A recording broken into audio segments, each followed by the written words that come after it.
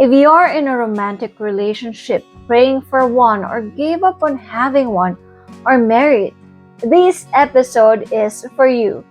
Welcome to the Absolute Approach podcast by yours truly, Clara Day H, and this is our episode on relationships. We have an exciting episode for you today, and I will be answering controversial questions on love, cheating, or finding your perfect match to improve your love life. But before that, show real. Namaste, this is Clara, yoga and meditation teacher, entrepreneur, author, and global speaker.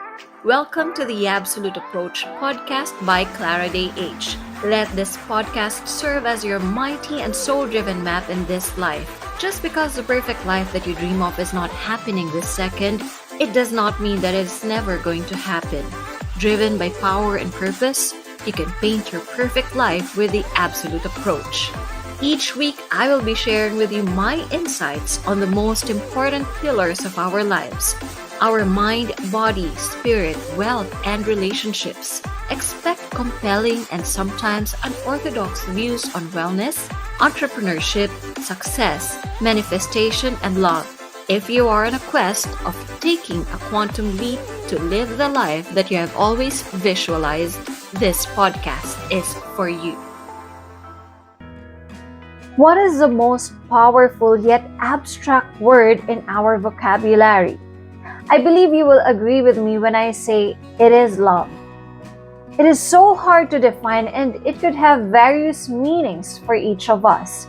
It is not the kind of concept that one can comprehend easily. It might even take a lifetime to fully grasp what love is. And it might even take just a millisecond to realize the most profound meaning of love through another person. Now, I have collated interesting questions on love and relationships from my interviews and guestings before and messages sent to me asking for my advice. Whenever I give my response to these questions, I always make sure that they are based on my yogic background, my degree in psychology, combined with my personal and other people's experiences. Again, if you are in a romantic relationship, praying for one, or gave up on having one, I hope not, or you're married, this episode is for you. First question: how can you effectively communicate with your partner to avoid arguments? It may be all sorts of topic, but arguing causes that momentary, or if it's constant, it becomes long-term stress that becomes toxic. It is counterproductive, and when we are unaware, the toxicity piles up and causes relationship wear and tear. Also, if the arguments seem like a vicious cycle, meaning they revolve constantly on the same theme, it is a sign that the couple is not yet able to put a definite resolution to the issue or concern. And that is a significant contributing factor that makes arguments become a vicious cycle. Are you in this situation, and do you believe that most of our problems can be solved if we know how to communicate well, not only in relationships? Sometimes small points of concern end in an enormous conflict due to miscommunication. Do you agree? Now, one of my biggest pet peeves when watching a movie is, for example, the girl finds out about a particular secret that the guy is keeping from her. One common example is when the guy and his friends make a bet if the guy can win the girl. And in the process, he falls in love with her, and then she finds out about the bet and she suddenly assumes and gives it her chosen meaning, while the guy tries to explain without being assertive, and the drama prolongs. Solution: a basic yet powerful technique to lessen or avoid arguments is to focus on finding and collaborating on solutions instead of constantly blaming each other. Do an honest introspection and what can each contribute to improve the relationship. It is also very important to not dwell on the notion that your partner is responsible for your happiness and your fulfillment. Your happiness or unhappiness, fulfillment or frustration. Always remember that you are responsible for your joy and fulfillment. Okay, keep that in mind. Now, your partner can be a catalyst or an instrument to your joy and fulfillment, but how you choose to be joyful and fulfilled will all be up to you. Now, if an area of concern has to be addressed in a relationship, each party has 50% responsibility.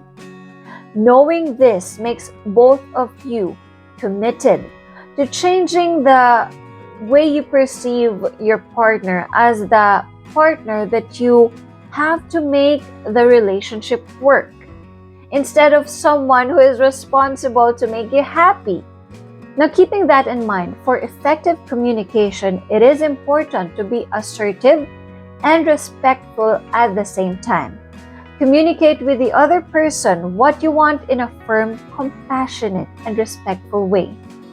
What is important here is awareness. When you feel like arguing, close your eyes first and breathe even for 1 second. This will help bring you back to the present moment. My favorite line in the 48 Laws of Power by Robert Greene is, "Master your emotions. Avoid yelling, scolding, or even silent treatment." Now be aware of passive-aggressive behavior. It is when you have indirect resistance but you avoid confrontation. Examples of this behavior are sarcasm, subtle complaints about being underappreciated, mocking remarks. This type of behavior will only alienate your partner. Now, when you practice being assertive, you will be able to convey your needs clearly and your partner will understand you better. Now, how do you become assertive and respectful? Number 1, start your statement with "I feel," "I believe," or "I have observed" instead of "you." Alright? Next, say what you need while recognizing the wish of the other person. Come up with a solution that is beneficial for both parties. Always practice win-win principle. Keep the interaction positive and calm. Be mindful of your body language. Avoid placing hands on your hips like an unreasonable boss or crossing your arms. Hold the other person's hand if possible to maintain affectionate feelings. It's easier to avoid aggression when one feels genuinely cared for. On to the next question. How do you find your ideal partner? I do not know how many times people ask me about this and how many times I have asked myself this question before. There's no exact formula to having the perfect relationship, let alone finding the perfect partner.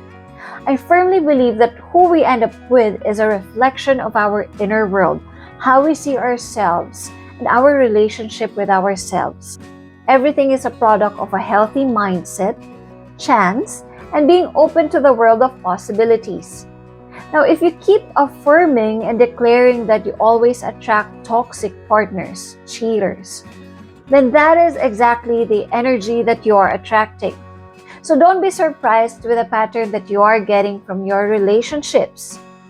But you always have the choice to declare and create a positive energy by believing that first, you are lovable and you are capable of attracting that amazing person who will match your goals, values, and mindset. For some, attracting your ideal partner isn't exactly a goal, but a consequence of just simply being yourself. Yet for others who are actively looking, it's never that easy. And there's nothing wrong with it. We're all searching for love and somebody to love, and being able to find someone you can wonderfully get along with is a big deal. Even though there's no perfect formula to getting your ideal partner, there are certain ways that you can do to land a fruitful relationship. Here are 3 ways to attract your ideal partner. Number 1, put yourself out there. Now, when I say this, I'm not suggesting that you go out and party all night every day to meet new people.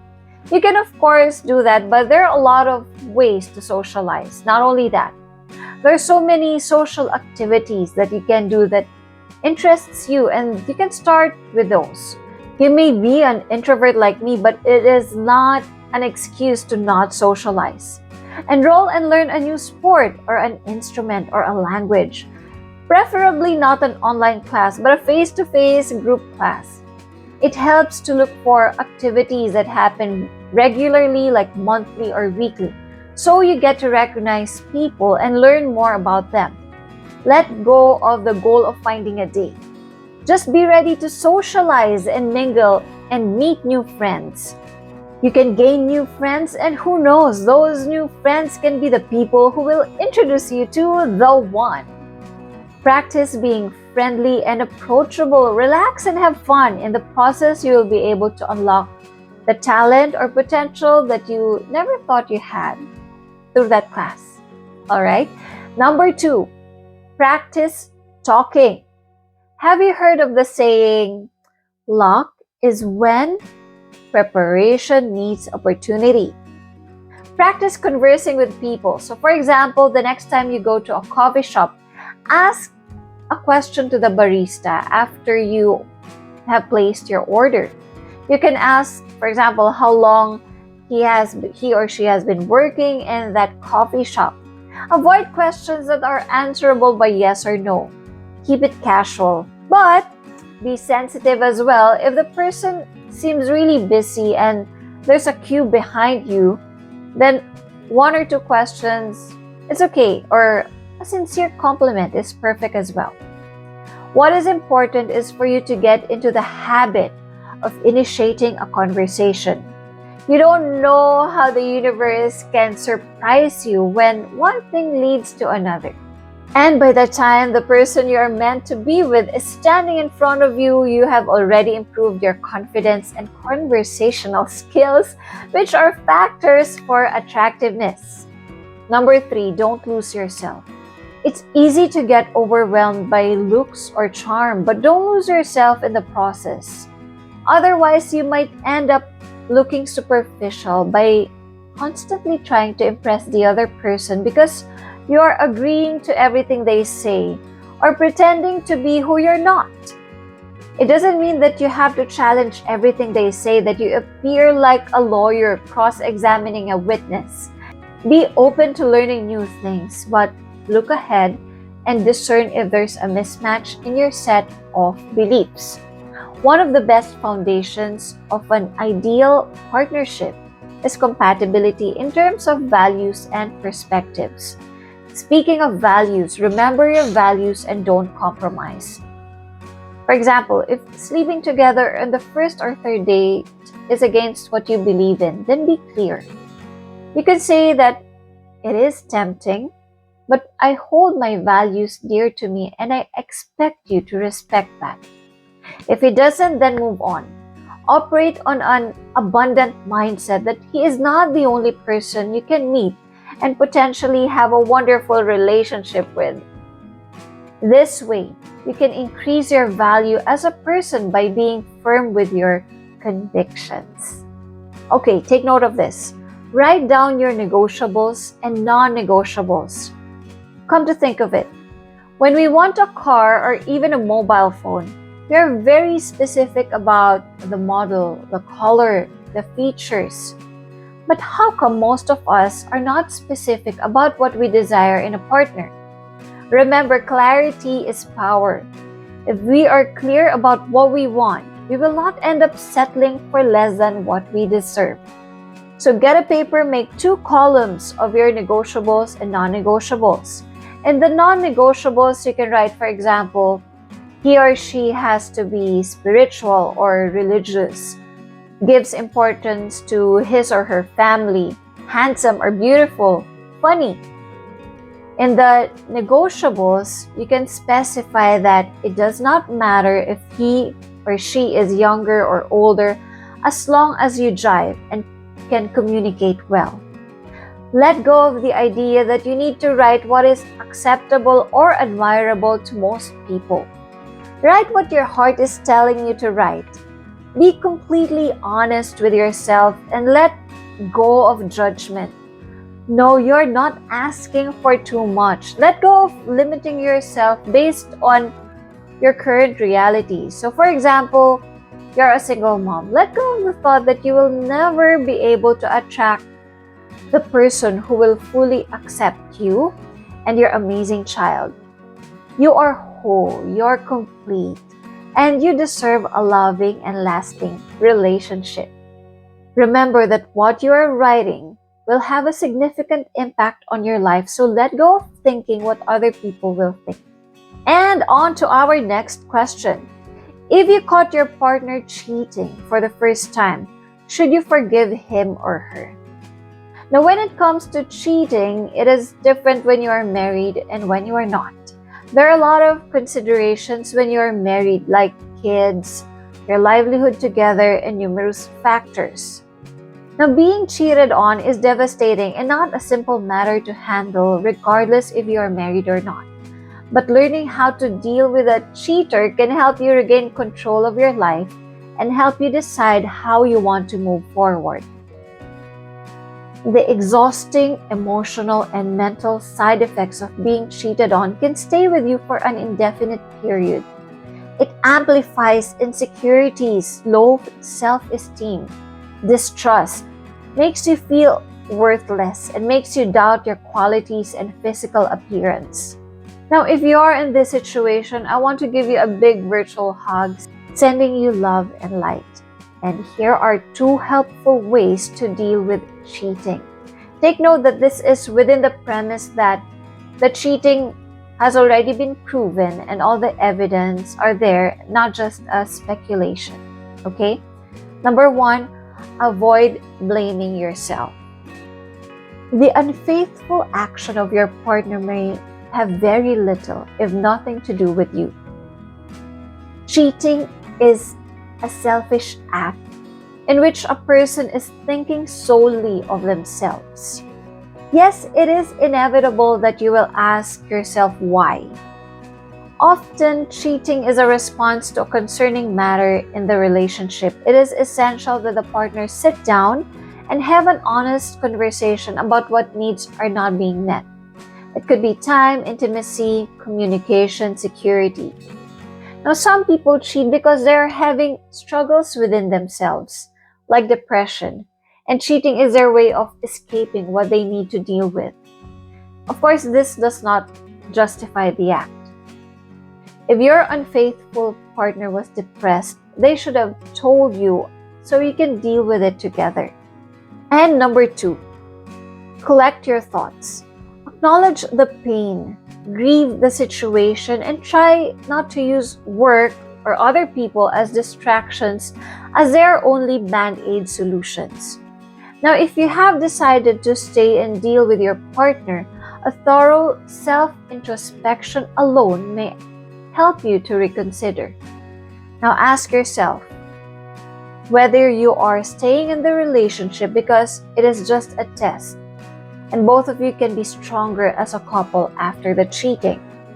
Or ask yourself, are you staying out of convenience or sadness or because the relationship is comfortable? Ask yourself, can I ever trust my partner again? How will my children be affected by staying together or breaking up?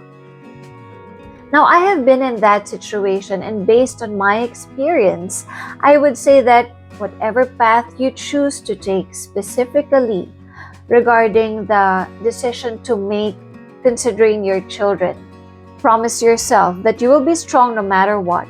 Have faith that you will be guided by a higher power. Now, be completely honest with yourself. Maybe all your life you have been complying with what the society dictates, but this time, listen to what your heart is telling you. My guru would always say, your heart is a compass of your soul. It knows the way, so listen to it. And if you enjoyed this episode, or if you have questions on your relationships, love life, and overall wellness, follow me on my socials, Instagram, Twitter, TikTok, Facebook, at Clara Day H, and simply send me a message. Make sure to leave a rating on this episode. Just click the star right below the podcast title.